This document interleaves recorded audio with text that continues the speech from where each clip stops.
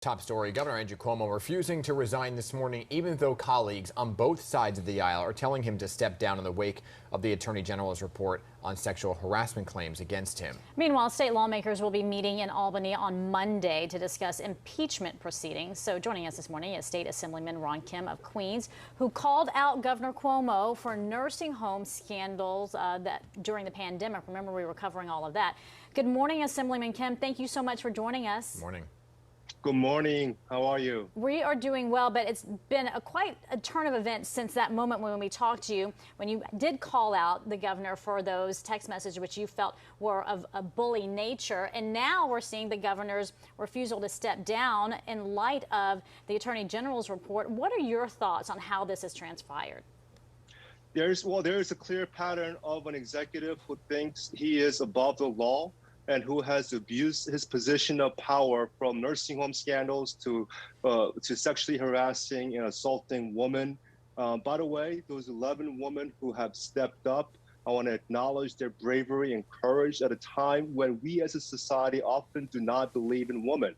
So it is critically important that we do our part in the legislature to uplift their voice by removing this executive from his position of power if he does not resign. So, Assemblyman Kim, there's been a lot of talk about how the governor quickly lost support within his own party and the Democratic Party, right? Did you participate in the emergency meeting of state lawmakers yesterday to discuss what the next steps would be in terms of impeachment? And what can you tell us about some of what was discussed? Our Speaker, Carl Hastie, called for an emergency private meeting among Democratic lawmakers. One thing that I can share is that the tone has dramatically shifted from when we met back a couple of months ago to discuss about Andrew Cuomo.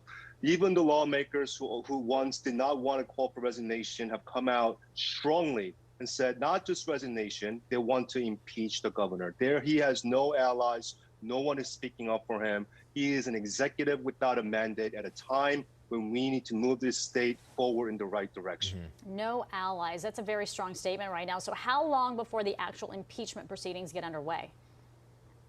I'm confident that the leadership in the Assembly will move this forward expeditiously, as Carl Hastie had indicated in his statement yesterday. But we do require the facts to be aligned. The Assembly is planning to meet with the lawyers in the Attorney General's office who conducted the investigation to make sure that we have a sound case for the impeachment trial, which hopefully will be in the next few days. So you're saying a trial could begin within the next few days, possibly this week? What's certain is that there's no appetite to drag this out for months. That has been abundantly clear among my colleagues, that we are not going to sit idly having this dragged out for months. We want this done in the next few days, if not a couple of weeks at the most. Okay, you're trying to move it along quite quickly. So the findings in the State Attorney General's report accuse Governor Cuomo of creating a toxic work environment and being a bully. You've had some run-ins, as we talked about, with Governor Cuomo over the nursing home crisis. Did he ever retaliate against you for criticizing him? Well, he took his powerful platform and made good on his threat. A week after he made certain threats, he took his press conference and tried to disrepute me and discredit me in front of the national media for 10 minutes. It was then that it was revealed that he had been abusive in his conduct, calling me and making threats and calling me several times on a weekend to try to get me to lie for him. It was not just a bullying; it was the abusive behavior and abuse of power that we must check. Yeah. And must hold him accountable for. Is there, you talked about that he's lost a lot of support, right? And we're talking about impeachment. Are there any rumblings in Albany right now? And you know the governor, because you've dealt with him pretty closely in terms of what you're just speaking about, that there is a possibility he might say, I will resign. If he has any dignity, that's what he would do. So we can get the state, especially at a time when we're dealing with the possible another pandemic, with the Delta variant that's coming to New York, we need to come together and put the interests of the people first, not one politician. Have you even begun to consider who might step into those shoes if he does resign? We We have a lieutenant governor who will step into the role of governorship. We have leadership in the Assembly, the Senate. We have county executives and mayors who are willing to build partnerships across the aisle to protect the people of New York without the governor at the top. And you know, we know how this plays out, right? The state assembly could impeach, and then it goes to a trial within the state Senate. That is the process, much like it happens on a federal level. Have you talked to your colleagues in the state Senate, and what are they saying about it? Oh, they're 100% on board. But no one wants to see this trial go on for months. You know, it's a distraction with the executive, again, that has no mandate in the state of New York. We want to get him away from his position of power so we can focus on the people's work for the state of New York.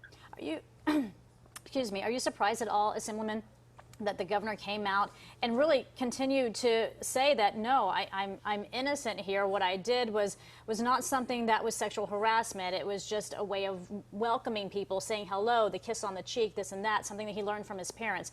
Were you surprised by that sense of trying to defend him along those lines? It's classic Cuomo deflection, and it's classic gaslighting at its best. I mean, in fact, in history reflected, if you look up gaslighting, they will most likely cite that video as an example of it. So we need to make sure, again, we remove him from the position of power because he has shown that he's willing to attack and discredit the survivors at a time where we need to make sure we protect them and the other employees and workers who have not spoken out because they're in fear of his temperament and abusive behavior. All right, State Assemblyman Ron Kim of Queens, keep us posted as the week and the developments come about. We appreciate you being here this morning, though. Thank you. Thank you so much.